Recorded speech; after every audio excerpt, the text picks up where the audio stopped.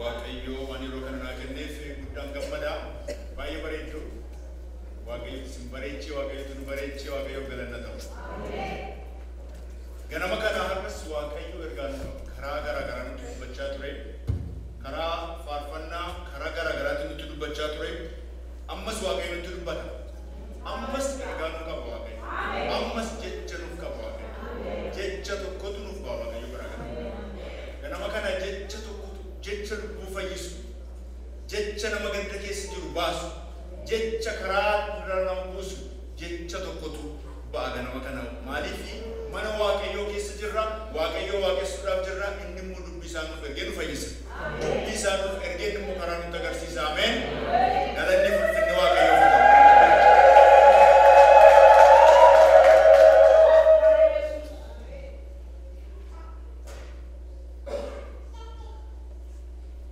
sagalee waaqayyoo silaa nuuf dubbifamaa ture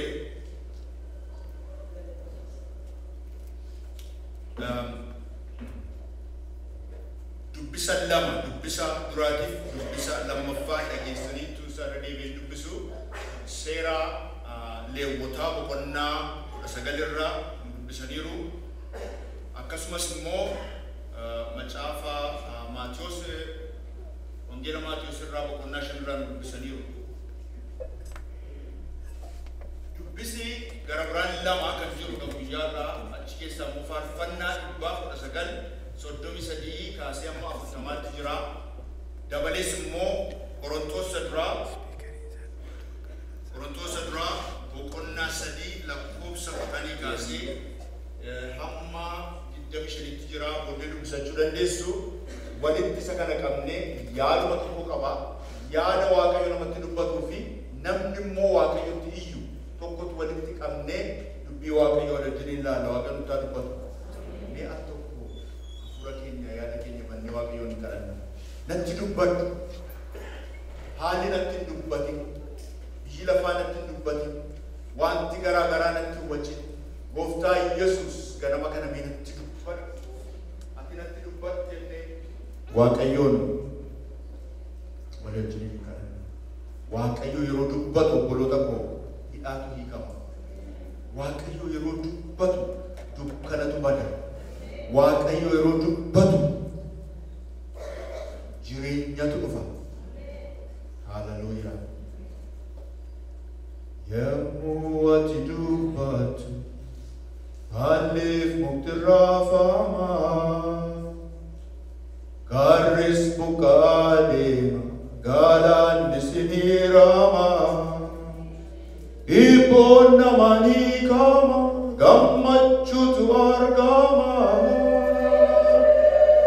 lubbu koya waaqayyo kanaaf boqonnaa qaba aboon hundukaan keeti siin eenyutu siin morma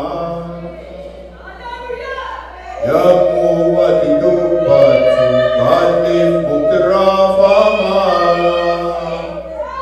gaarris buqqaa deema galaanni siniirama ibboon namanii kama gammachuutu argama lubbuun koya waaqayyo kanaaf boqonnaa qaba aboon hundukaan keeti siin eenyutu siin falma haleluuyaa yeroo ati dubbattu gooftaa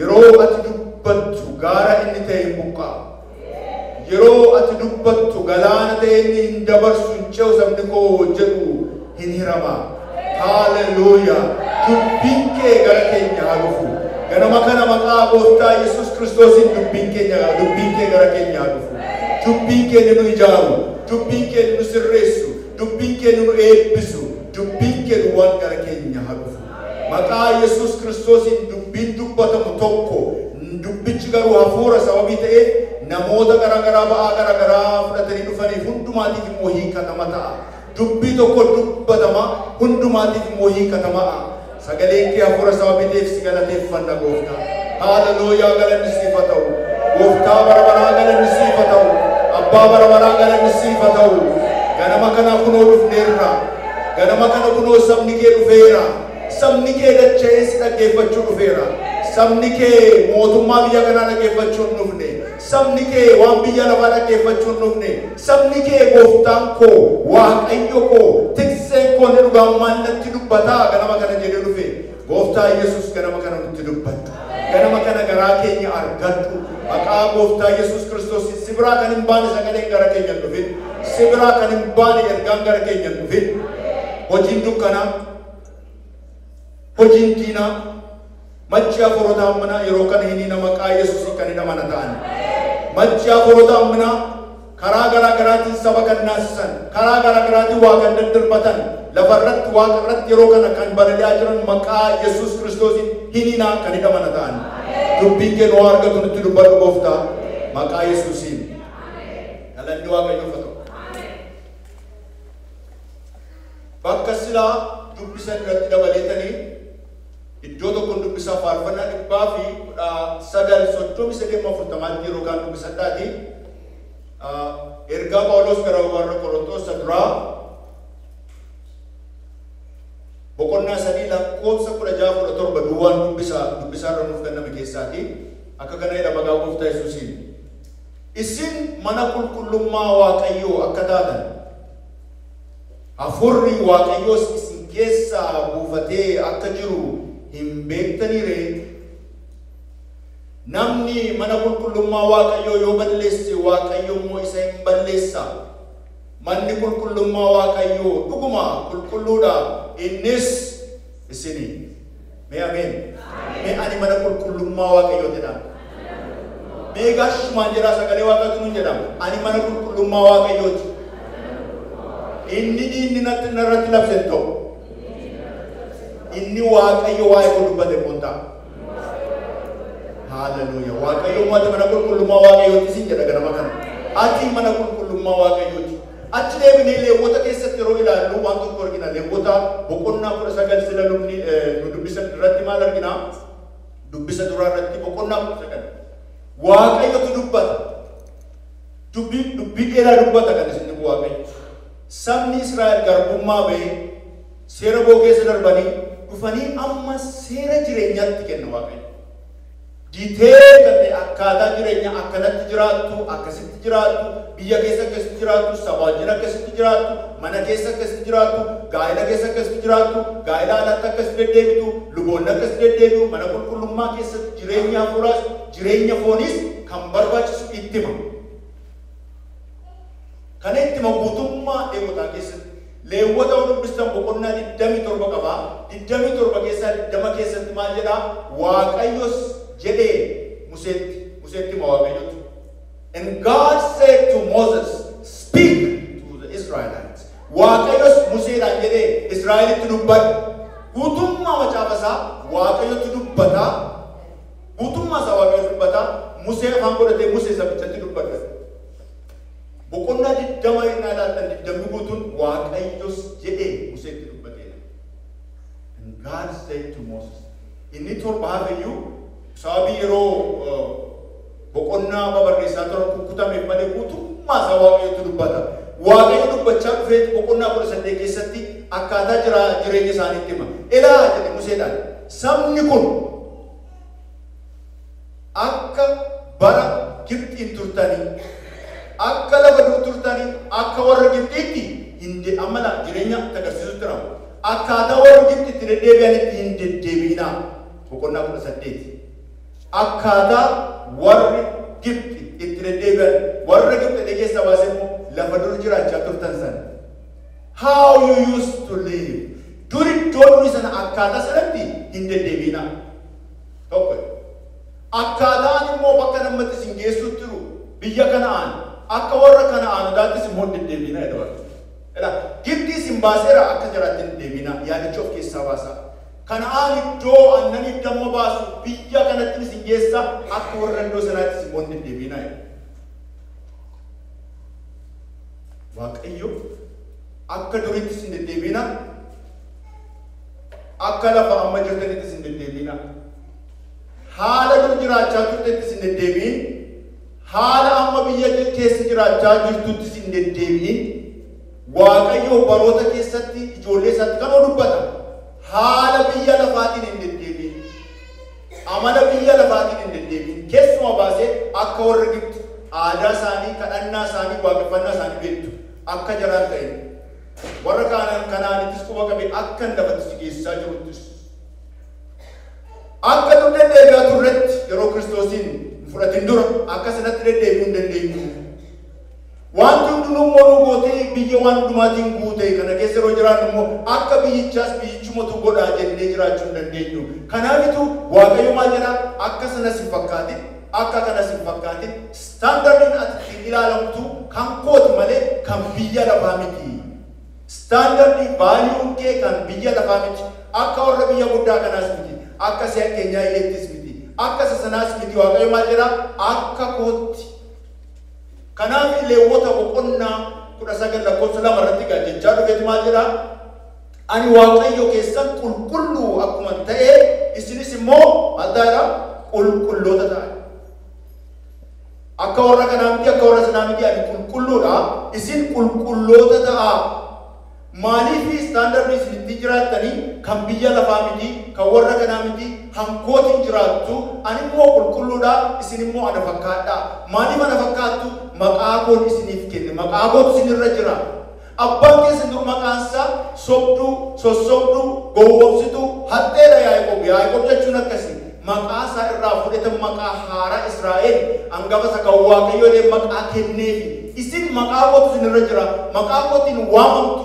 Israa'el isin saba kooti. Biyya lafaa keessa adda baataniitu. Biyya lafaa fakkaachuu hin dandeessanii. Kanaaf isinii akka kootti jiraadha. Ani immoo qulqulluudha. Isinis immoo maal godhaadha? Qulqulloota ta'a jedha. Kana Waaqayyo dubbata. Maatiyos keessa yeroo dhufnu immoo Gooftaa Yesuus waan tokko dubbata. Gooftaa Yesuus immoo lallaba dheeraa, barsiisa dheeraa lallaba gaararraa jiru. Boqonnaa 5-6 keessatti dheeraa dubbata Gooftaa Yesuus. Mata duree ministirii isaa jalqabee. Kanaaf akkaataa jireenyaa akkamitti akka deddeebi'an mata duree garaa garaatti 5-6 suma kanatti dubbata. Eegasii deebi'ee lallaba dheeraan goone hamma borumtii isa duudhaaf. Isa borumtii duudhaaf immoo Yohaannis, Wangeela Yohaannis boqonnaa 14, 15, 16, 17 maal dubbata? Waa'ee akkaataa isaatti jiraatan maal akka isaan eeggatu, maal ta'uu akka isaan qaban bartoota isaatti immoo dheeresse dubbata. Dubbii dheeraa kana keessatti inni har'aa maal nutti dubbata? Boqonnaa 5 keessatti walumatti qabee gara dhumaatti maal jedha Gooftaa Yesuus erga waan hannitti dubbatee abbaan keessan inni waaqarraa mudaa malee akkuma ta'e isinis warra mudaa hin qabne ta'a. Abbaan keessan inni waaqarraa akka mudaa hin qabne. Gooftaa Yesuus isa Waaqayyo abbaan sila Israa'elootatti dubbate amma immoo warra kanaan maal jedha? Isin akka biyya lafaatti deemuu hin dandeessan. Fakkeenya har'aa inni fakkeenya fudhatee dubbisaa ture maali? Lallabaa ture maal jedhaa? Elaa diinota keessanii maal godhaa? Jibbaa ajjeesa balleessaa. Miti? Haloo? Diinota keessanii jaalladhaa. Maali biyyi lafaa wal jaallatu isin wal jaallachuun keessanii bu'aa maalii qabaa? Isin warra isin jibbaniif, warra isin ari'ataniif yoo kadhattan, warra diina keessanii yoo jaallattanii ana fakkaattu. Kanaaf inni isin ittiin beekamtan mallattoon keessan isa kana diinota jaallachuudha. Diina keessan jaalladhaa. Diina keessan jaalladhaa. Ijaan moo baafatinaa? Ijaan baafatinaa. Hamaa yoo inni maalii tokko qotatee isin keessi maalii nama duukaa deemaa jedha. Maal jechuu isaati? Yoo inni hojii humnaan isin hojjechiifate isin immoo itti dabalaati hojjedhaa. Yoo inni isin arrabse isin immoo eebbisaa. Gaarummaadhumaan waan hundumaa mo'aa. Isin anatu isinirra jira maqaa kootu isinirratti waamamee jira sababii ta'eedhaafi gaarummaadhumaan waan hundumaa mo'aa. Yoo inni dhufee bitaa mirga isin rukutee isin immoo bitaa inni qabaa. Maaliif yoo yeroo inni mirga isin rukutate immoo dhattee jettee maanoo rukutta jechuudha. Maanoo beektu miti? Maanoo rukutta. Seexanni isa barbaade yeroo baay'ee ayyaana Waaqayyoo keessaa nama baasuudhaaf. Nan arrabsame jettee hin arrabsinii. Nan jibbame jettee hin jibbinii. Nan ari'atame jettee hin ari'atinii. Gaarummaadhumaan immoo yoo gaarummaadhaan moote ana fakkaata. Kanaaf abbaan keessan waaqarraa mudaan qabu isin Sabayi nama rakkisi dubbata gooftaan. Namni garuu utuu isheen dubbattee fitin utuu inni arrabsoo afaanii fitinitu ahaa anaan jette moo jechuu barbaadan dhiire. Yoo dhugaa isaatti dubbanne akkasumatti akkam anaan jette kun akkam naan jettaa barbaadan. Waaqayyo mucaa jedhaa gaarummaadhumaan deebisaa. Gaarummaadhumaan deebisaa. Yeroo kubbaa miilaa taphatanii garuu garee garagaraa taphatu gareen tokko isa tokko yoo danda'ee kubbaa sana akka harka isaa rukutu godha maanoo rukuchiisaa jechuudha. Maanoo rukunnaan peenaltiitu jira. Peenaltiin yeroo dhiyaatu yeroo baay'ee gooliin magaalaa jechuudha miti. Yeroo baay'ee seexanni akka namni waaqayyo isa ayyaana waaqayyo keessa akka inni waa jedhu barbaada. Museen yeroo tokko akka kana ta'e. Museen ba'aa guddaatu irra jira. Baay'ee ulfaata. Yeroo tokko sabichi ati kanatti nu fiddee horii keenya biyya kanatti lafa onaatti fixuudhaaf nuunis nu fixuudhaaf lafa onaa keessatti bishaan hin jiru jedhanii Musee irratti baay'ee qaali. Musee faatu Aroon fuula Waaqayyoo biratti kufanii Waaqayyo kenne Museedhaan elaa ulee isumas ittiin sila galaana diimaa rukutte fudhadhuuti sabicha dura darbiiti sin agarsiisaa ati immoo dhaqiitii kattaa kana rukutti katticha keessaa bishaan hin ba'aa jedhe. Museen tolee dhaqee kattaa rukutte sabicha duratti bishaan hin ba'e. Eeboonni dhufa ammas eeboonni immoo takka ture dhufe amma immoo Musee irratti ka'uura darbanii gara Musee ajjeesu gara waan gurguddaa irratti yaadu ga'an gungummii keessa ba'anii Museen baay'ee hin aare. Kanaaf Waaqayyo kenne Museedhaan lakkoofsa 20 keessatti argattu Museedhaan akka jedhe kottu ammas sabicha fuudhiitii ani fuula kee dura bu'a ati immoo sabicha dura bu'iitii kattaa sanatti dubbadhu yaa katta bishaan baaseeti dubbadhu bishaan hin baafee. Museen aarii keessa jira bara. Silaa mallisa maali? Kattaa kana rukuteera tokko bishaan keessaa ba'eera. Amma isa Waaqayyo jedhe nageenya inni aarii keessa jira. Kanaaf maal godha? Kattaa kana bishaan baas oolenne isa Waaqayyotti dubbadhu jedhe kattaatti dubbachuu dhiiseetu kattaa kana ol fuudhee allama rukuta. Aariidhaan jechuudha. Waaqayyo baay'ee gadde. Museen akka inni iddoo kakuu sanatti hin galle kan matu godhu. Hin baasa jechuudha. Achi keessa aariin kana isin godha. Kanaaf gaarummaa deebisaa. Kanaaf cal jedhama deebisaa. Rakkina kiristaana biyya lafarra jirudha. Bara si'ana. Waaqayyotti kennuun beeku namni.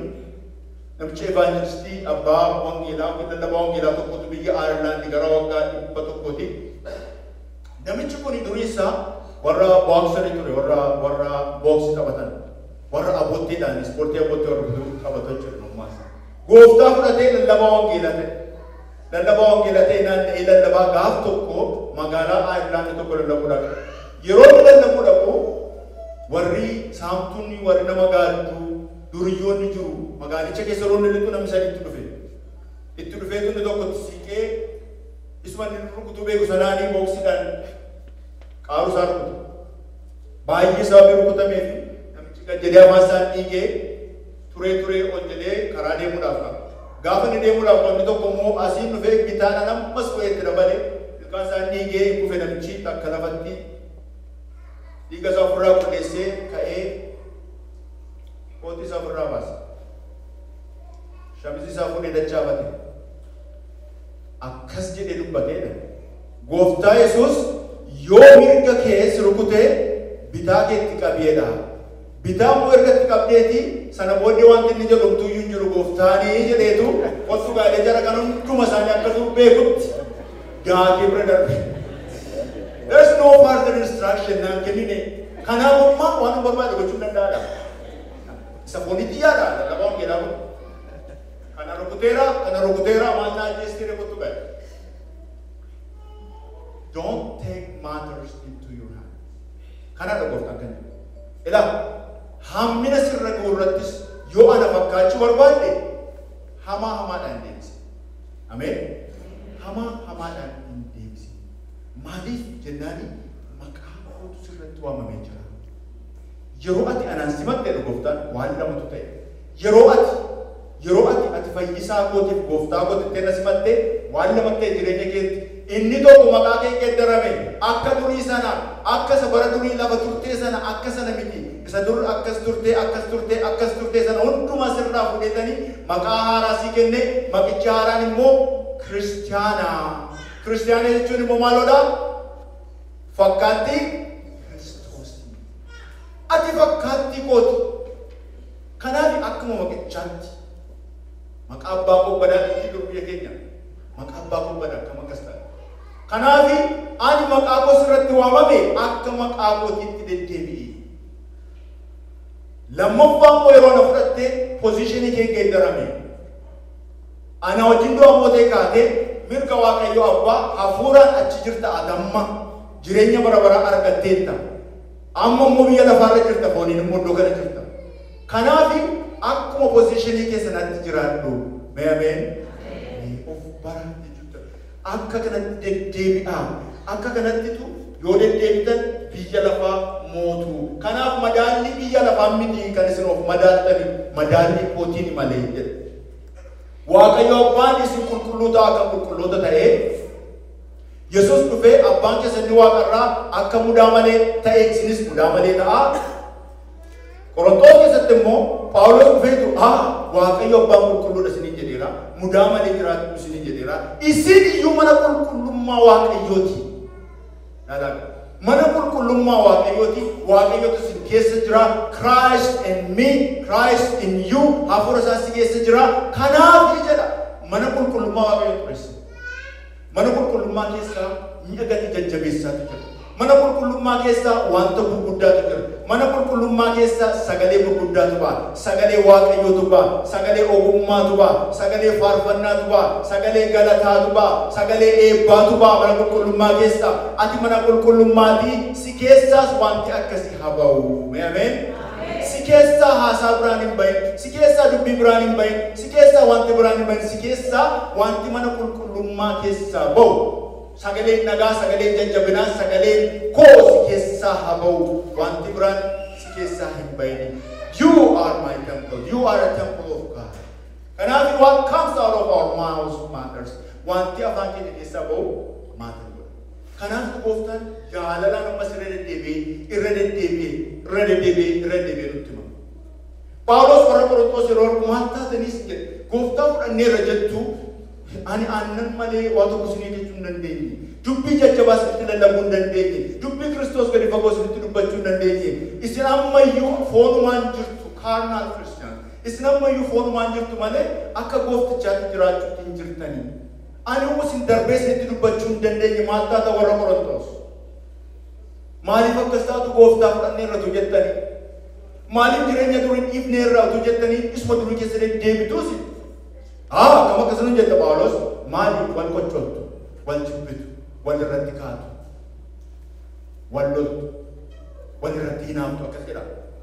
Qonnaa sadii ennaatti dubbistan isa duraa.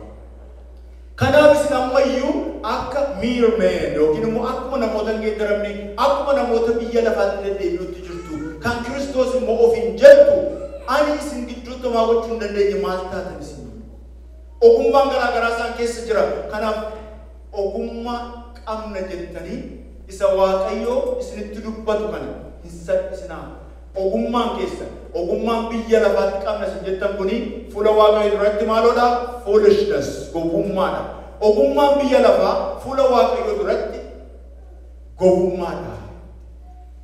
Dhageessu Waaqayyoo abbaan qulqulluu ta'a. Yesuus Kiristoos inni mudaan qabu isinis mudaan qabaatina. Phaawulos immoo maal jedha? Isin mana qulqullummaa Waaqayyooti. Ogummaa biyya lafaatiin deddeebiina. Ogummaa keessan achi gahaa jennaani.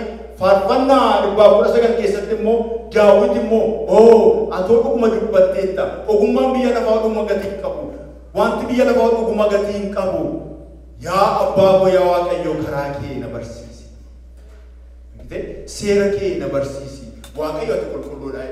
Waaqayyo ati mudaan qabu akka mudaan nama hin qabne tattis deddeebi'ee jedhe. Phaawulos ati mana qulqullummaa Waaqayyootii jedheera. Akkamittiin deddeebi'aree jedha Daawit. Akkamittiin deddeebi'aa keessatti biyya lafaa keessa hin jira. Waan baay'eetu jira. Akkamittiin deddeebi'aa? Seera kee na barsiisi. Haaleluyyaa. Seerrata kee na barsiisi. Karaa kee na barsiisi. Jedheetu bu'aa. 19 guutuu isuma kana dubbata Daawit. Akkamittiin jireenya perfect jireenya hoolii, jireenya qulqulluu, jireenya qulqullaa'aa, jireenya mudaan qabna akkamittiin jiraadhaa biyya lafaa keessa hin jira. Na gargaari yaa Waaqayyo, seera kee, seerrata kee na barsiisi jedhee dubbata Daawit. Karaa seerranni kee irra nama buusu na barsiisi. 119:33 laaltanii hubannaa naaf kenni. Hubannaan biyya lafaa gatii hin qabu. Garaa koo gara keetti, gara seerrata keetti deebisi.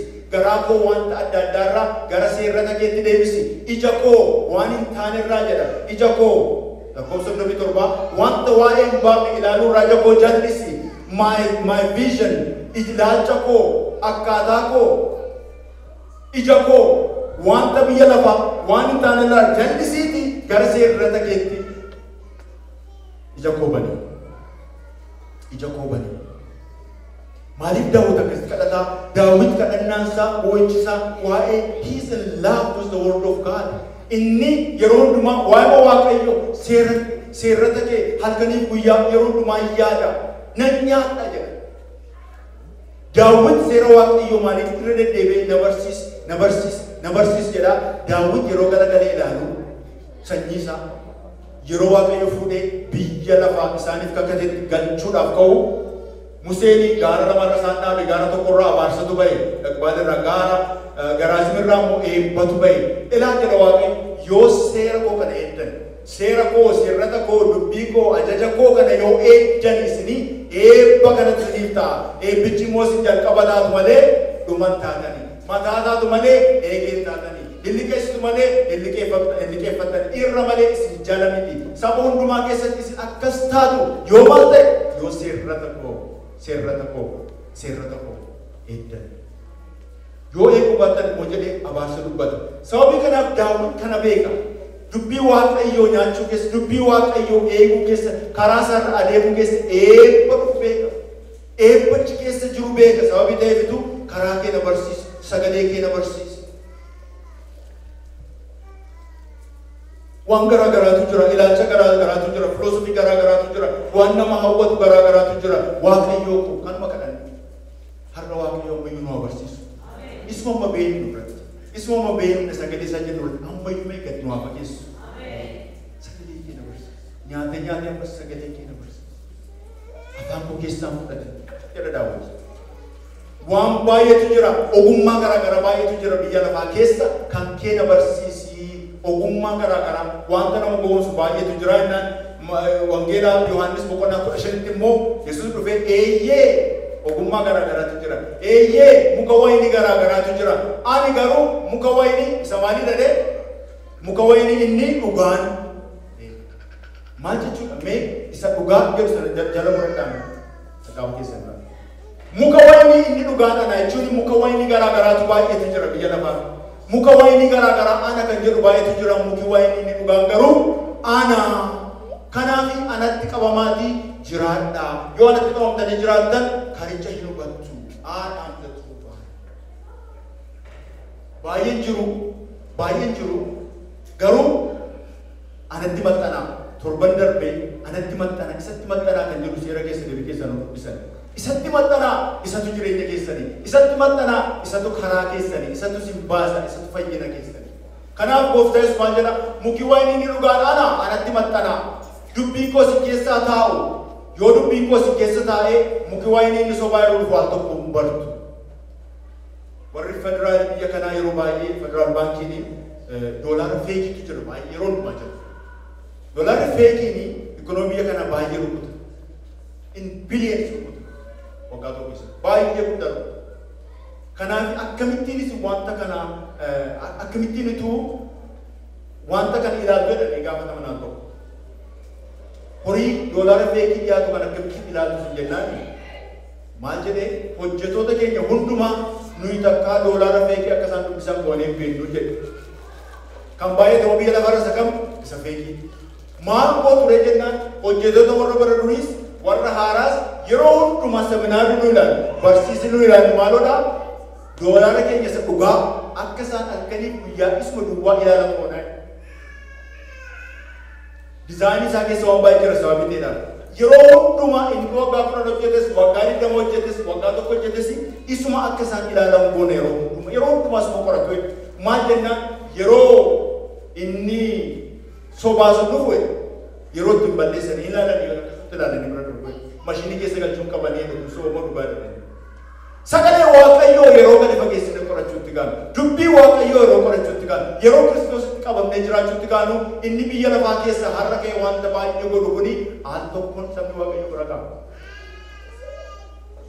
Wanta baay'ee deemaa jira maqaa Kiristoosiin har'a biyya lafaa irratti seexanni iyyuu jedha Phaawulos. Seexanni iyyuu ergamoota ifaa keessaa tokko ta'ee dhufaa jira. Ammoo dhufaadha biyya lafaa keessa. Hojjetoonni isaa immoo ministeers yookiin tajaajiltoonni isaa immoo hojjetoota gaarii yookiin qajeelaa yookiin ministers of righteousness ta'anii dhufu malee ani seexanadha inni dhufaneedha. Isin dubbisu dubbii waaqayyoo tokkeedha. Qorontos lammaffaa boqonnaa 11 lakkoofsa 13-14 maal jedha? Warra akkasiidha. Kiristoos ani muka wayinii isa dhugaa jedhe. Kanaaf kan dhugaan taane immoo jiru warra akkasii kun ergamoota sobaati hojjetoota nama gowwoomsan ergamoota warra Kiristoos waame fakkaachuudhaaf warra Kiristoos waame isiniin jechuudha warra Kiristoos waame fakkaachuudhaaf warra wallaalchifataniidha. Seexanni iyyuu ergamoota isaa fakkaachuudhaaf seexanni iyyuu ergamoota fakkaachuudhaaf ergamoota ifaa fakkaachuudhaaf waan wallaalchifatuuf hojjetoonni isaas hojjetoota qajeelinaa fakkaachuuf wallaalchifatu. Isin garuu hin wallaaltan yeroo isaan dhufan. Isinin wallaalchisuu hin danda'ani maaliif isin anatti qabamtanii jirtu. Anatti qabamtanii jirtu.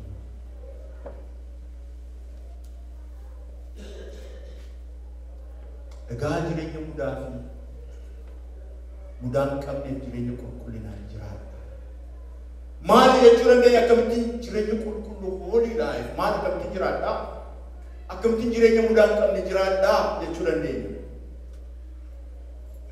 Efesoon boqonnaa 4:23-24 laatan akka jedha.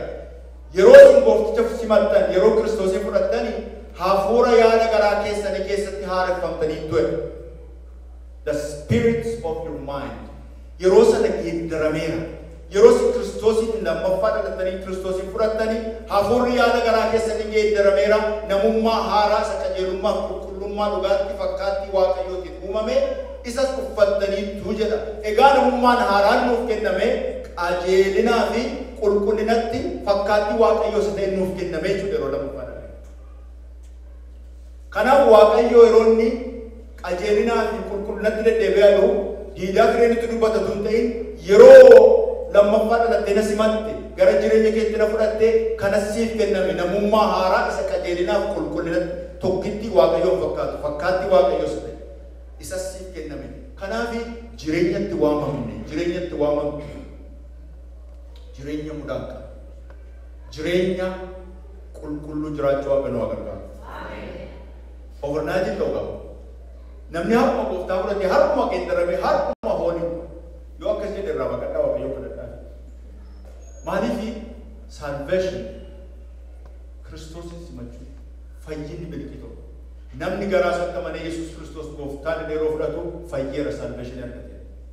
Conversion yookiin geeddaramuun garuu jireenya nama guutummaa bara jireenya isaa geeddarama namni kanatti gammanna qaba. Bara jireenya isaa geeddaramaa deemu. Guyyaa guyyaatti isa fooniitti du'a, guyyaa guyyaatti haaraa, isa durii keessaa ba'a. Kanaaf salvationiin bara jireenya conversioniin geeddaramuun namni geeddaramaa bulee deemu jechuudha guyyaa guyyaatti. Akka kaleessaa miti har'a nama filaani. Akka waggaa 10 miti har'a nama filaani. Keessaatti gara isaatti guddachaa, gara qulqullinaatti, gara karaa qajeelinaatti, gara karaa waaqayyootti guddachaa deemu. Yeroo tokko miila keessaa fuudhee lafa keessaa dhufne ilaallu habee achi keessa na baasee gooftaan. Ammoo habee kana fakkaadha ture baqachaa deemna maaliif sagalee waaqayyoo nyaachuutti kaanee yeroo lafa keessaa dhufne ilaalutti kaanu keessaa baqachuutti kaanu gooftaatti harkifamuu barbaanne. Isatti inni booddee nu harkisa. Phaawulos maal jedhaa? Isa darbe ilaaluun barbaadu jedha.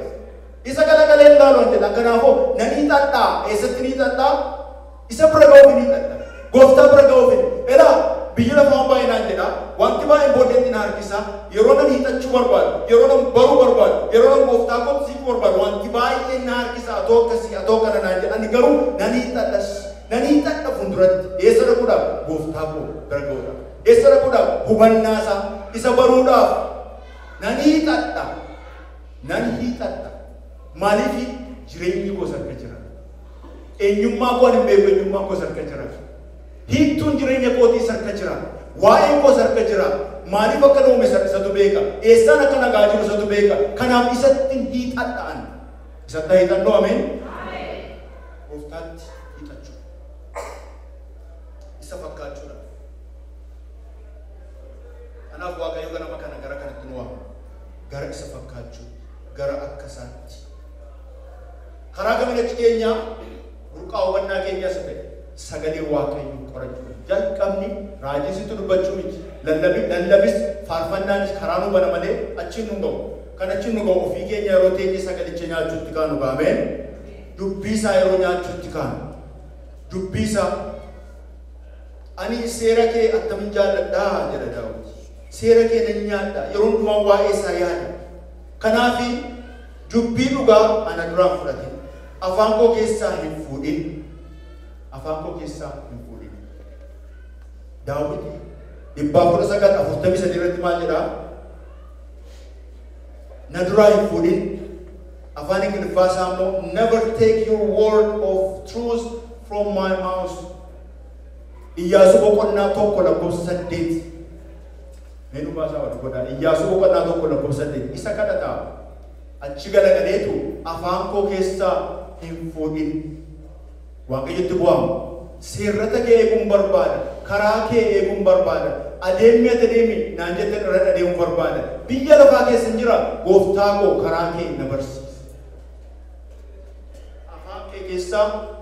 Afaan koo keessaa hin fuudhin jedhe Waaqayyo kadhata. Iyyaasuu irratti Waaqayyo akka Musee wajjin ta'e si wajjiniin hin ta'a. Ofuma kootiin bu'ee si wajjiniin adeema. Mo'icha hundumaa siif nan kennaa. Ati garuu waan tokko duwwaa godhee maal godhedhaa? Seerrata koo maal godhe? Natti dubbadhaa. Eegi seerrata koo eegi seerrata koo eegi. Kan dubbisame. Yaa Iyyaasuu dhagaa Waaqayyo. Macaafni seeraa kuni mana kee keessaa Macaafni seeraa kuni xarapheessaa kee irraa dubbisaartu. Macaafni seeraa kuni shalfii macaafa keessa kee turraa jirtu.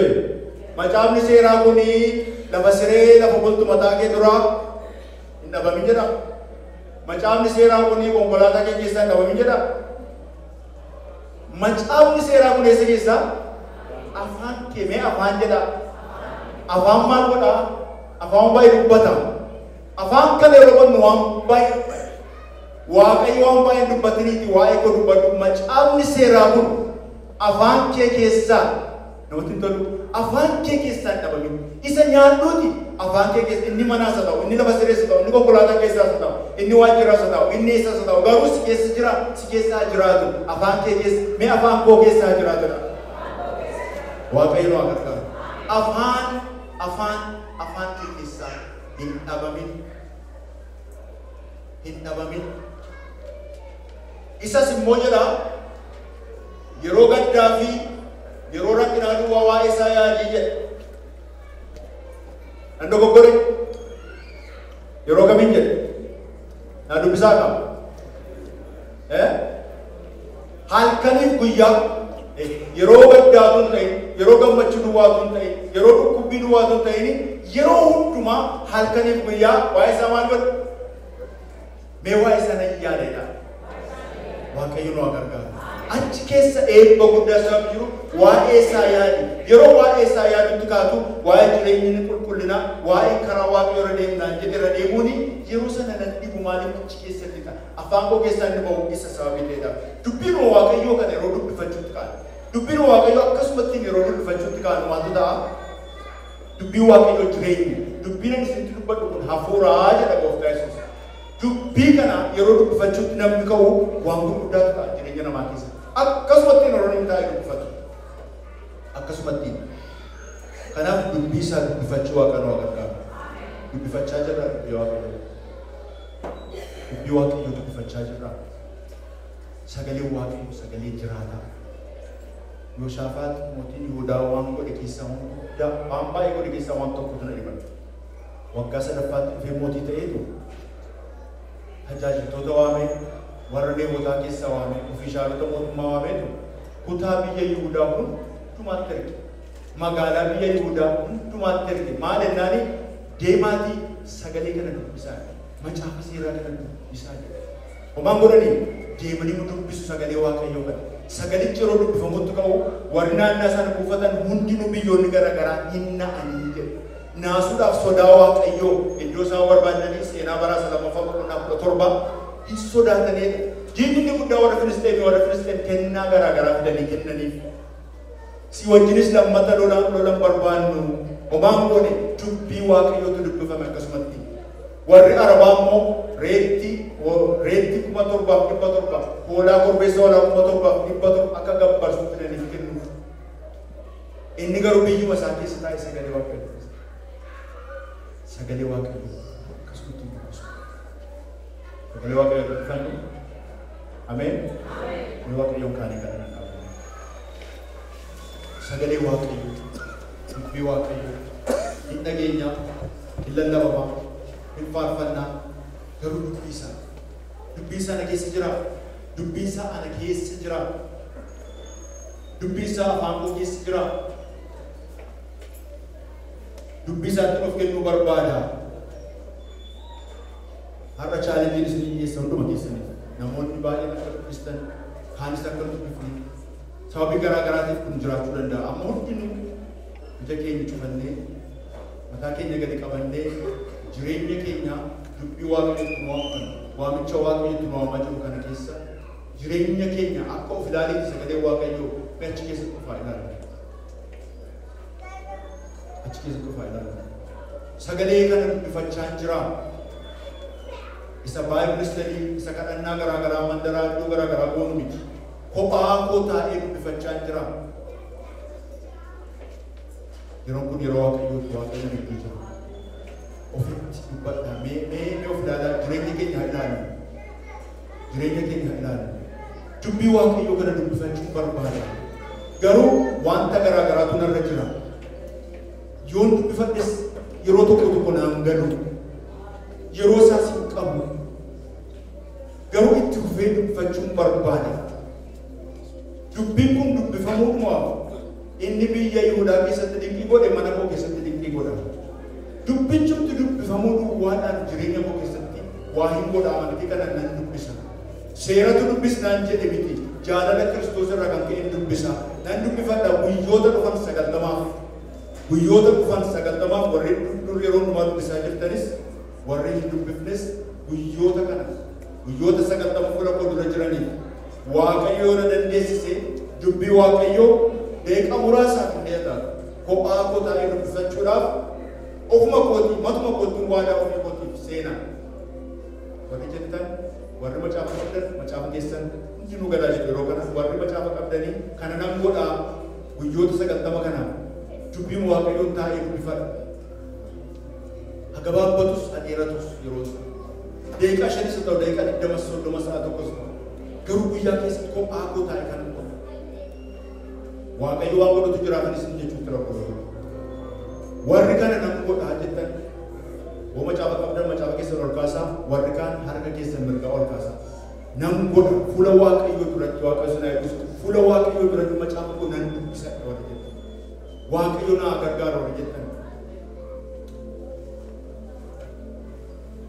Elaa yaa Waaqayyo gooftaa garboolee kee ilaali yeroo kana. Ijoollee kee ilaali yaa Waaqayyo. Dubbii kee nyaachuudhaaf caalaatti dubbii kee sagaleessatti dubbate miti dubbii kee har'as akkatti dubbatu. Dubbiin kee yaa Waaqayyo akka daandii isaanii irratti ibsu. Karaa keenya irratti yaa Waaqayyo dukkana akka duraa balleessu. Dubbiin kee yaa Waaqayyo gara keenya keessa akka dhufuuf obboloonni kun sitti of kennaniiru. Maqaa Gooftaa Yesuus Kiristoosiin yeroo kana sin kadhadha. yaa Waaqayyo Abbaan immoo walii waaqarraatti hafuura kee ergiif. Hafuura kee nuuf ergi Gooftaa. Hafuura kee dubbichi hafuura kee duwwaadhaan hubanna sagalee kee maqaa Gooftaa Yesuus Kiristoosiin hafuurri kan hubachiisu haa kennamuuf. Hafuurri kan hubachiisu hunduma keenyaaf haa kennamu. Edhaa yaa Waaqayyo yeroo isaanii kan nyaatu yaaddoodhaan karaa garaagaraatiin dhufee yeroo hin jiru kan jedhu maqaa Yesuus Kiristoosiin mana isaanii irraa haa rukutamu. Jireenya isaanii irraa haa rukutamu. Yaa Waaqayyo warra amma of kennan kan warra ammasiif of kennan kan Gooftaa Yesuus Kiristoos ati isaan tuttuqe hafuura qulqulluu isaan kakaasi Gooftaa kan akka isaan godhaniif isaan gargaari. Kana waan gootuuf galanni siif haa ta'u. Akka keessan deebisaa warri yeroo qabu baay'ee dubbifachuu barbaada. Yeroo baay'ee yaada garuu naan ta'u haala garaa garaa keessa jira.